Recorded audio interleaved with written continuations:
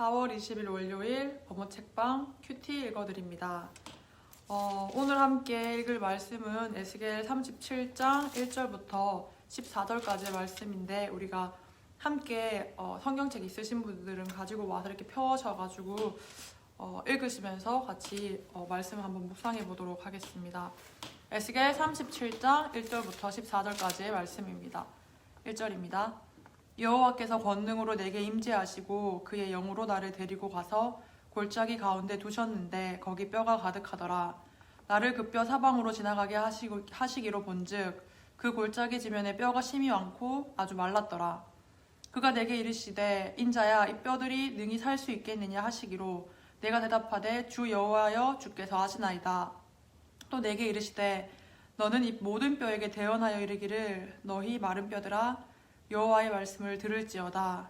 주 여호와께서 이 뼈들에게 이같이 말씀하시기를 내가 생기를 너희에게 들어가게 하리니 너희가 살아나리라.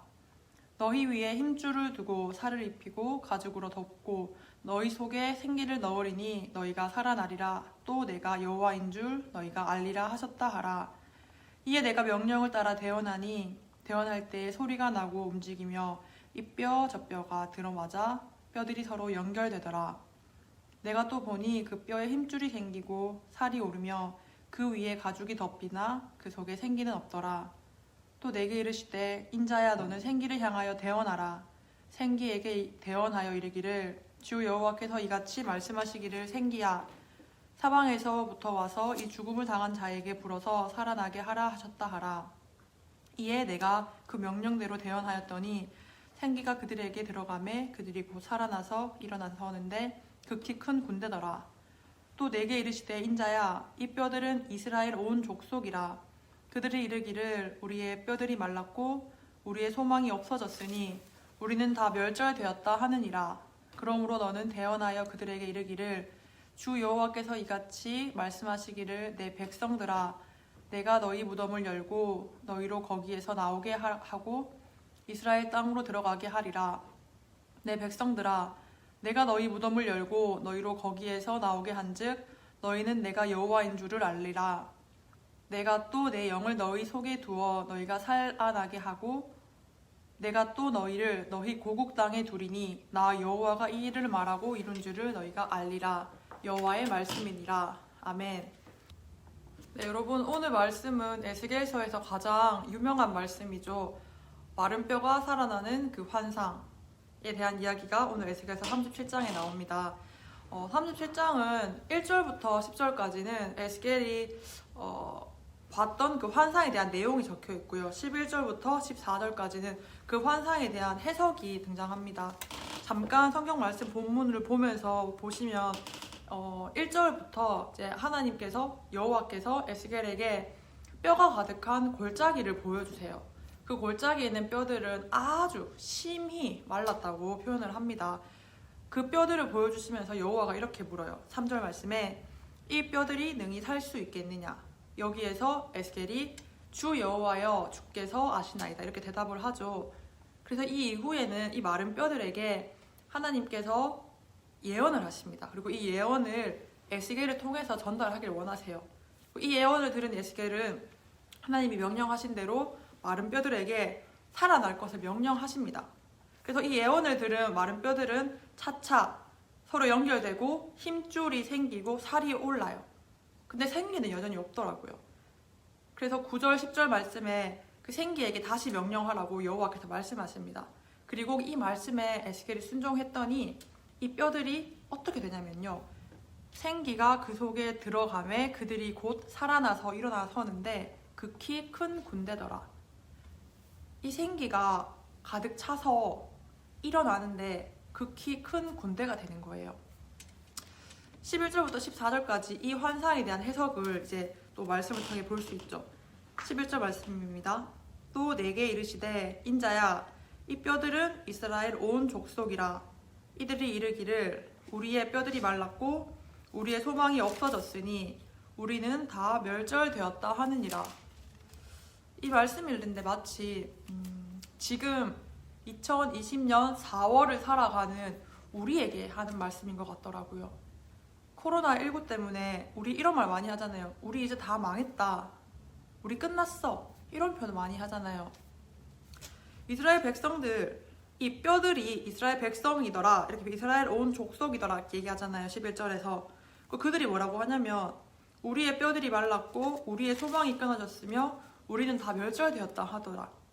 마치 지금 우리가 하고 있는 이 한탄, 불평, 원망, 힘듦 이 내용인 것 같잖아요. 마른 뼈에 대한 해석을 지금 우리의 시점에서 보면은 딱 그렇더라고요. 근데 여러분 보시면요, 13절, 14절 말씀을 한번 읽어볼게요. 내 백성들아, 내가 너희 무덤을 열고 너희로 거기에서 나오게 한즉 너희는 내가 여호와인 줄을 알리라. 그리고 14절에서 나 여호와가 이 일을 말하고 이룬 줄을 너희가 알리라. 여호와의 말씀이니라.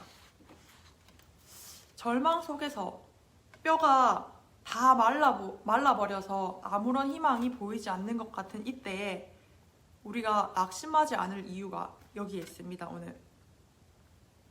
왜냐하면 마른 뼈를 살리시는 그분이 우리의 하나님이시라는 겁니다. 아멘. 저도 그런 생각 많이 했거든요. 이게 도무지 나아질 기미가 없는 거예요.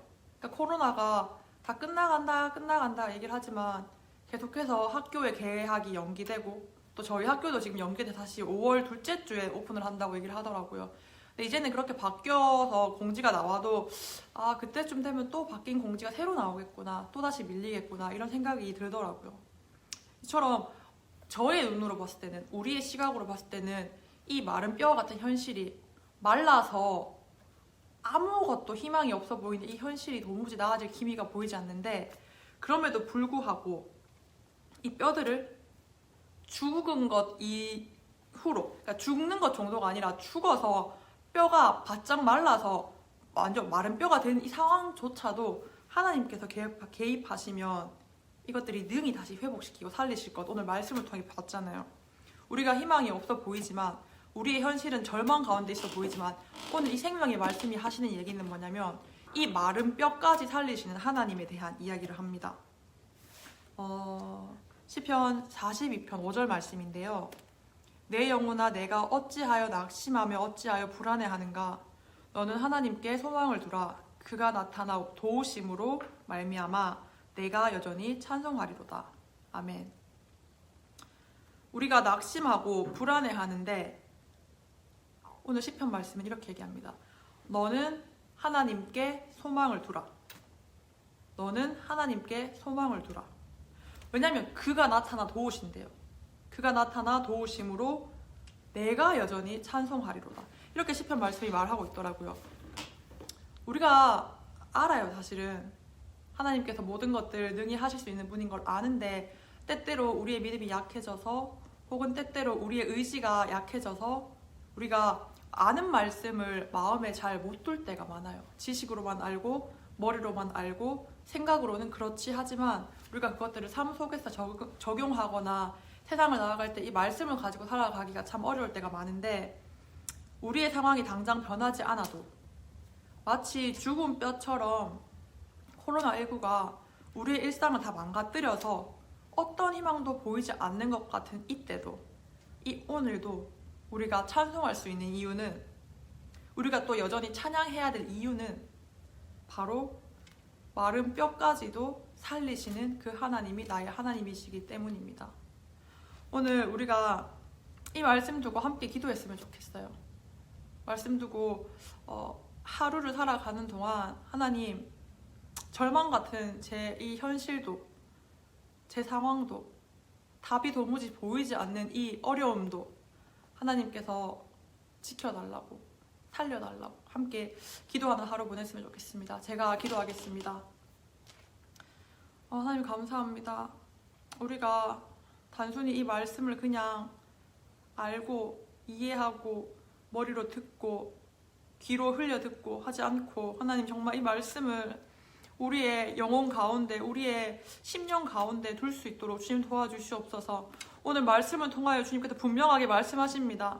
이 오늘 에스겔의 말씀을 통하여서 하나님, 지금의 2020년을 살아가는 저에게 분명하게 말씀해 주시는 단 한 가지는, 하나님께서 나의 아버지시라는 겁니다. 주님이 나의 구원자이시라는 겁니다. 주님, 우리의 상황과 환경과 우리의 어떠함이 아니라 하나님을 찬송하고 하나님을 찬양하는 유일한 이유가 하나님 내 아버지이신 것들 우리가 믿고 나아갈 수 있도록 도와주시옵소서. 하나님, 특별히 코로나19로 인하여서 일상이 무너지고 코로나19로 인하여서 경제적으로 어려움을 겪고 있는 선생님들까지도 주님 모두 다 아시고 계시니 하나님 살려주시옵소서. 우리를 구원해 주시옵소서. 하나님, 우리가 지금 이 상황이 변하지 않더라도 그럼에도 하나님을 찬송할 수 있도록 주여 도와주시옵소서. 하나님, 오늘의 하루를 주님께 맡깁니다. 이 아침을 주님께 드립니다. 오늘의 이 모든 시간을 주님 의지하고 주님 의식하고 살아갈 수 있도록 주여 도와주시옵소서. 우리의 모든 상황을 통하여서 하나님 일해 주시옵소서. 그래서 우리가 이 시간이 지난 이후에 우리가 이것들이 우리의 간증이 될 수 있도록, 하나님 우리의 고백이 될 수 있도록 하나님 우리를 사용해 주시옵소서. 우리의 전인격을 다한 이 예배가, 전인격을 다한 이 일상에서의 신앙생활이, 주님과의 교제의 이 시간들이 하나님 우리를 회복시켜 줄 줄 믿습니다. 참 감사합니다. 사랑합니다. 오늘도 우리를 위해 일하실 예수 그리스도의 이름으로 기도드립니다. 아멘.